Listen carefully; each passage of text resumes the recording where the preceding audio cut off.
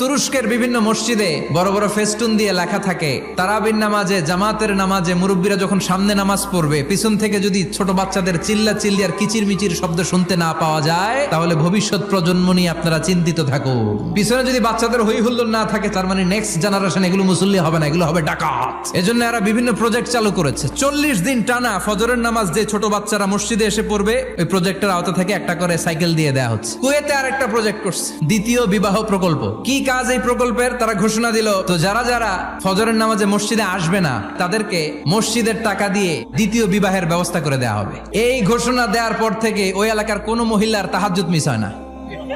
ফজর তো অনেক দূরে, তাহাজ্জুদের সময় থেকে হাজবেন্ডে ডাকা শুরু করে, মসজিদে যাও। অনেক দেশে তারাবি পড়েছি রামাদানে, ছোট বাচ্চারা পিছনে অনেক কিচির মিচির করে, হঠাৎ অ্যানাউন্সমেন্ট দেয়, বাবা মারা ছেলে মেয়েদেরকে শান্ত করেন। কিছুক্ষণ শান্ত, 2 রাকাত পরে আবার চিল্লাচিল্লি। এজন্য ছোট বাচ্চাদেরকে মসজিদ থেকে তাড়িয়ে দেওয়া যাবে, এদেরকেও নিয়ে যান।